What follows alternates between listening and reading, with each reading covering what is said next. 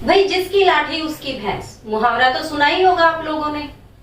मैं ऐसा क्यों बोल रही हूँ?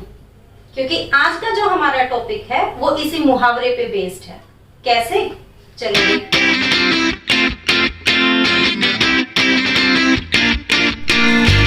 तो भाई आज का हमारा टॉपिक है डिस्प्लेसमेंट रिएक्शंस।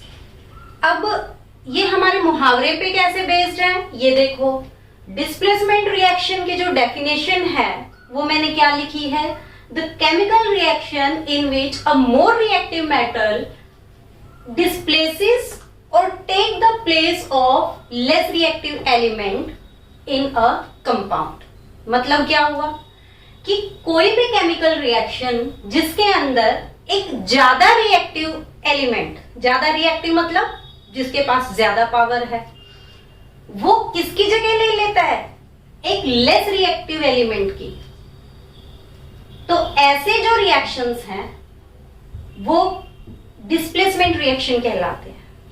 ठीक है, अब इसको मैं एग्जांपल से आपको एक्सप्लेन करूं उससे पहले हम ये देख लेते हैं कि ऐसे कौन से एलिमेंट हैं जिनके पास लाठी है, मतलब जो ज्यादा पावरफुल है। उसके लिए हमें देखनी पड़ेगी हमारी रिएक्टिविटी सीरीज जो आप लास्ट क्लासेस में पढ़ चुके हैं। उसका एक क्विक रिव्यू मैंने यहाँ पे लिखा है। दैट इज जो सबसे ज्यादा पावरफुल एलिमेंट है वो है पोटेशियम, फिर उसके बाद sodium, barium, calcium, magnesium, aluminium, zinc, iron, cobalt, nickel, tin, lead, hydrogen, copper, magnesium, silver, gold and platinum. अब जैसे जैसे हम ऊपर से नीचे की तरफ जाते हैं इस रिएक्टिविटी सीरीज में, इन एलिमेंट की जो रिएक्टिविटी है वो कम होती जाती है, राइट? तो अब डिस्प्लेसमेंट रिएक्शन में देखते हैं कि ये क्या रोल प्ले करते हैं। सबसे पहला जो एग्जांपल है मैं यहाँ पे लिखती हूं आयरन प्लस कॉपर सल्फेट। तो इससे हमें क्या मिलेगा? देखो, अब रिएक्टिविटी सीरीज में आयरन है यहां पर और कॉपर है उससे इतना ज्यादा नीचे। तो कौन पावरफुल हुआ, कौन ज्यादा रिएक्टिव हुआ? आयरन। ठीक, अब आयरन ज्यादा पावरफुल है तो ये कहता है कि मुझे इस सॉल्यूशन में कॉपर यहां अच्छा ही नहीं लग रहा, मुझे यहां पे चाहिए ही नहीं ये। तो क्या करेगा? ये इसको डिस्प्लेस करेगा इसी के सॉल्यूशन से, राइट? तो ये क्या करेगा? कॉपर इसको बाहर निकालेगा, आयरन कॉपर को बाहर निकालेगा और ये हमारा जो रिएक्शन है बन जाएगा फेरस सल्फेट और कॉपर आ गया यहां पे बिल्कुल अलग।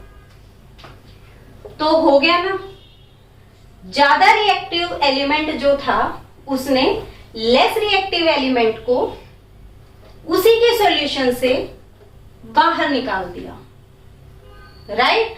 तो ये हो गया डिस्प्लेसमेंट रिएक्शन, यानी कि ये जो लेस रिएक्टिव एलिमेंट है इसका प्लेस जो है वो चेंज हो गया है, ये बिल्कुल अलग आ गया।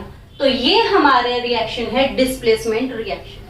अब देखते हैं एक्टिविटी 1.9 जो इसी रिएक्शन पे बेस्ड है आपकी एनसीईआरटी बुक के अंदर। तो उसमें हमें क्या करना है, हमें लेनी है एक टेस्ट ट्यूब, ठीक है, और उसमें लेना है हमें कॉपर सल्फेट सॉल्यूशन। अब इस कॉपर सल्फेट सॉल्यूशन को दोनों टेस्ट ट्यूब में इक्वल इक्वल हमें डिवाइड कर लेना है। सबसे पहले हमें क्या करना है, कलर नोट करना है हमें कॉपर सल्फेट सॉल्यूशन का।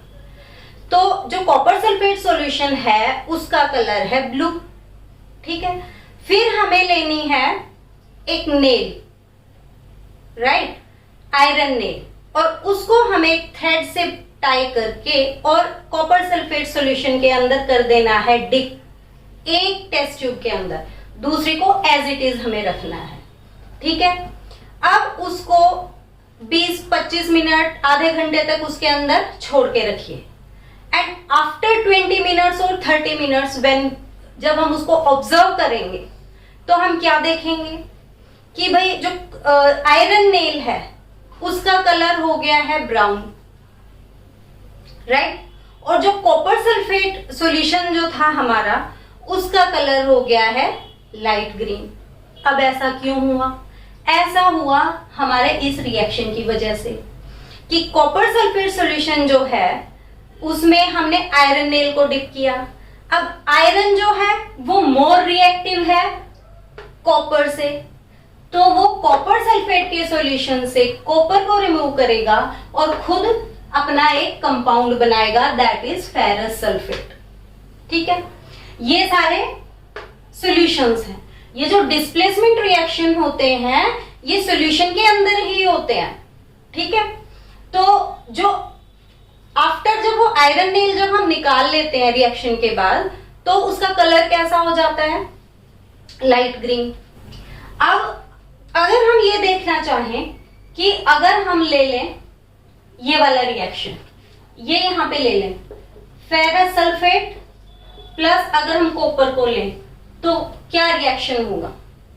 यहां पे कुछ आएगा रिएक्शन? ये रिएक्ट ही नहीं करेगा। क्यों नहीं करेगा?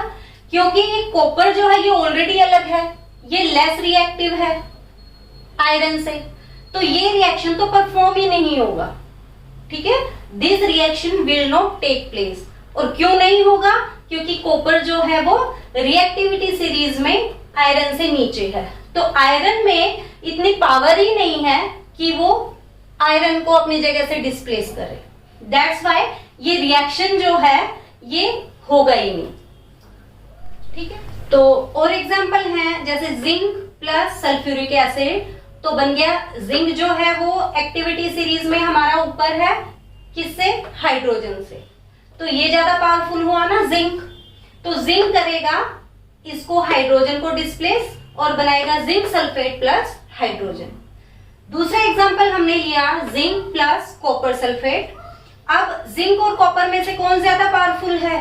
जिंक, क्योंकि जिंक ऊपर आता है और कॉपर नीचे है, तो ये कर देगा कॉपर को डिस्प्लेस और बना देगा जिंक सल्फेट प्लस कॉपर। अब है लेड प्लस क्यूप्रिक क्लोराइड, उससे हमें मिला लेड क्लोराइड प्लस कॉपर, यानी कि लेड जो है वो अब हमारा ऊपर है कॉपर से, तो ये ज्यादा पावरफुल हुआ। ठीक है, ये इसको डिस्प्लेस करेगा और लेड क्लोराइड प्लस कॉपर बना देगा। तो भाई बात इतनी सी है कि अगर आपको डिस्प्लेसमेंट रिएक्शन समझ में आ गए हैं तो एक बात और भी समझ में आई होगी कि आपका काम बस ये रिएक्टिविटी सीरीज को लर्न करते ही बन जाएगा। आप इसे अच्छे से लर्न कर लें तो समझ लो आपका डिस्प्लेसमेंट रिएक्शन हो गया। तो अगर आपको मेरा वीडियो पसंद आया हो तो लाइक तो बनता है, प्लीज लाइक करें।